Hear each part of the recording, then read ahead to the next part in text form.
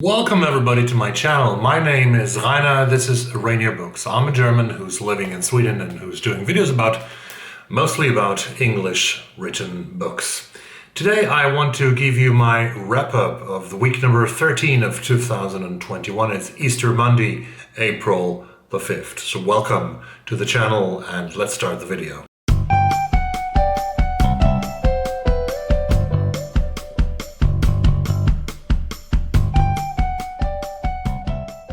It is the last day of Easter in Europe and in all the countries that are celebrating Easter. We are lucky we have both Friday and Monday off, so we have a long weekend and tomorrow work is going to start again in large parts of Sweden. We haven't got any numbers of COVID numbers. They are expected to be rising. We have lots of people in intensive care right now and the situation is very tense, it's very dangerous, and you have to be very, very careful to not get infected with the virus, and especially the B117 variant that came from the British Isles a few months ago. Let me start talking about reading. I finished another week where I finished only one book, but at least I finished a book. And I finished it today, and this was Declan Walsh's book, The 9 Lives of Pakistan, Dispatches from a Divided Nation. Declan Walsh is an Irish journalist. He has worked for The Guardian in Pakistan, and he has worked for the New York Times in Pakistan. All in all, he has lived for about 10 years in the country, so he got to know it quite well. But in 2013, he was suddenly notified he wanted to write about the elections that were coming in the country, but then he got notice from the ISI, from the Secret Service of Pakistan, that he was persona non grata. That's what they say, don't they?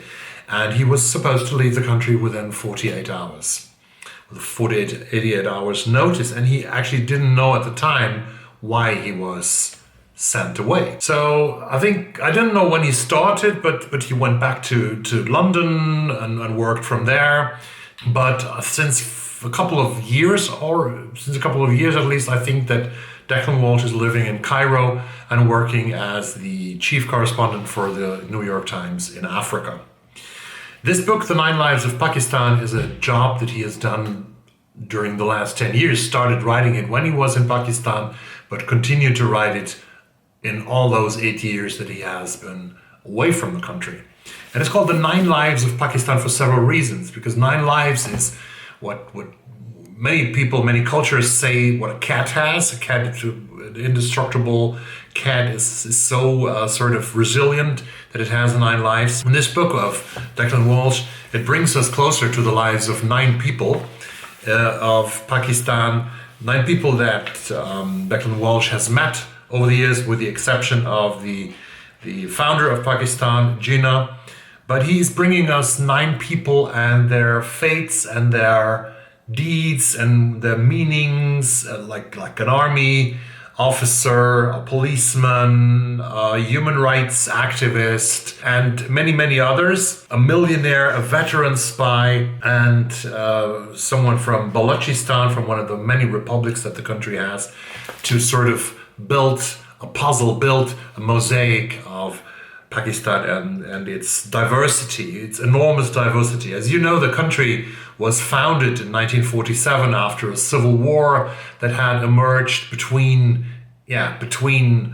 parts of India, within India, and then Pakistan broke free from India after India was independent from the United Kingdom. First, there was a large part that was called Western Pakistan that broke free from India, and a little smaller part, but also with a lot of humans living there on the other side of India, actually, what was called Eastern Pakistan, which is today Bangladesh. There was another war around Bangladesh in the beginning of the 1970s. In 1971, Bangladesh declared its independence from Pakistan. India was also involved in that war. So there are lots of 3 different countries.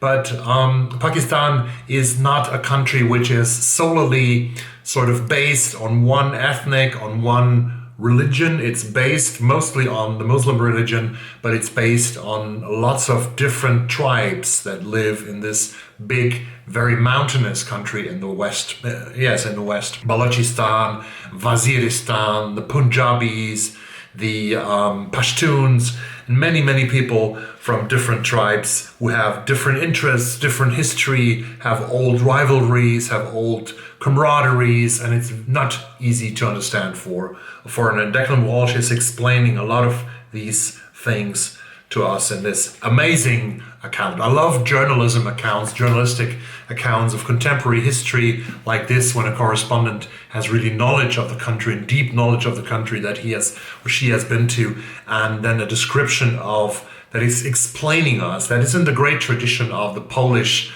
author and journalist Ryszard Kapuscinski, who I adored, who sort of said that he regarded himself not as primarily as a journalist, but he saw himself as a translator, translating that what he saw in Iran, in the Soviet Union, and explaining it to us who weren't capable of traveling there.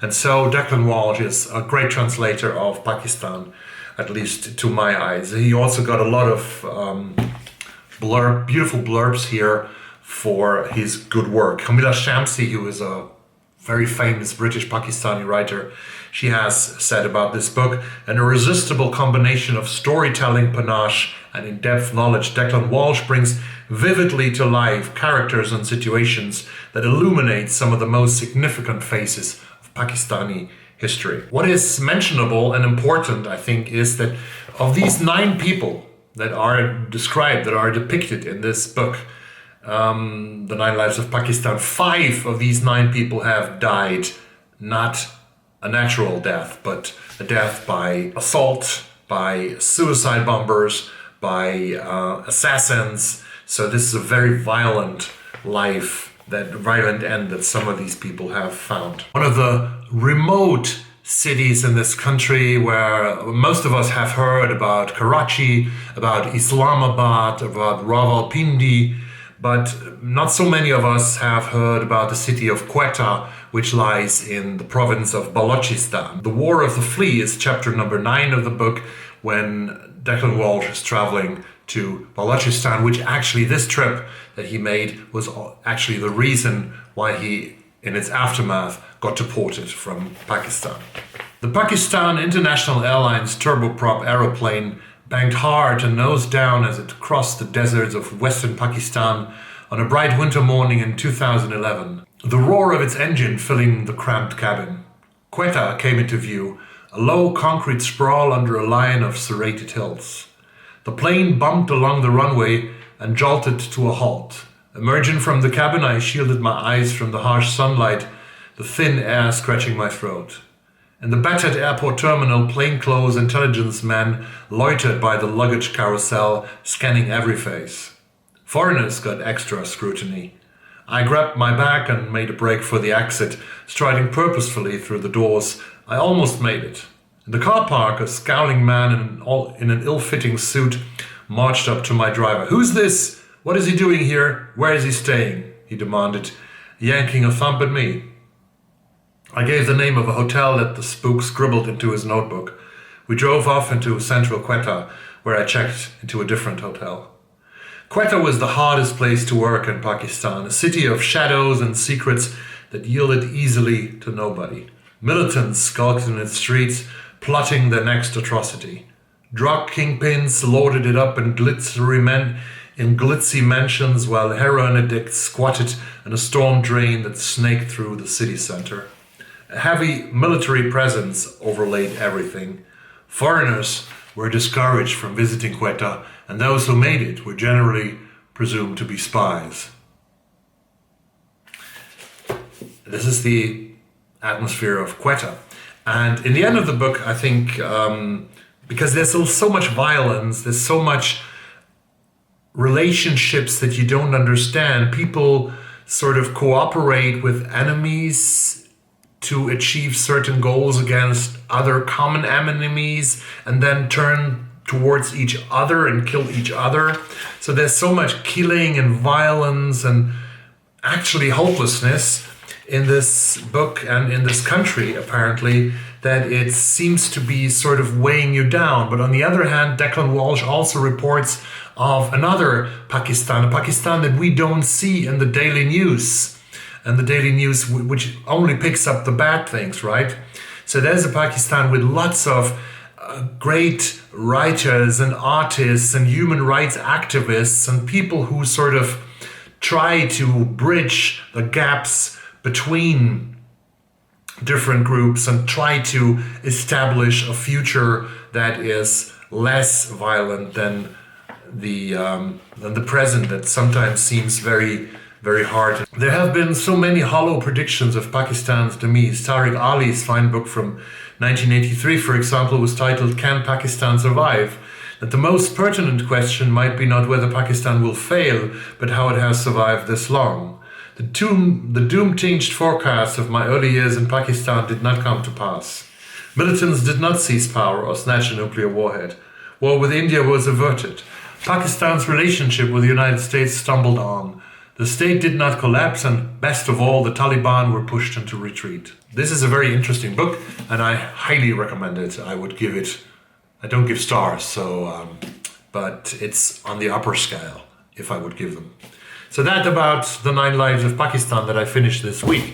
So I'm a free man, right? Almost a free man. I still have one burden on my shoulders, which is not a burden, actually, but I have to read somehow. I postponed it now a little bit because I have several buddy reads coming up. I postponed Bonnie Jo Campbell's Once Upon a River, that is sort of resting under this tripod that the camera is standing on. And I will start now with buddy reads tomorrow with 3 buddy reads in the month of April. The 3 books are Barack Obama, A Promised Land. I'm going to read it with Paula from Draw Your Book. I'm going to read The White Tiger by Aranvind Adiga together with Courtney Farrader. And also going to read Lauren Oyler's book Fake Accounts together with Sina from Beating Around the Books. So these 3 are on the schedule and everything else will be a bonus. That's it for today. That's all I had to say. Next week there will be a little more what's happening in the world. There will be the first results from the buddy reads. And before that I have the surprise that I might film on Wednesday for you, which is a tag video, but which is something that I haven't found on BookTube yet, but probably I just haven't looked good enough. Cliffhanger. Sarah, Hardcover Hearts. Bye-bye. See you soon. Mask up.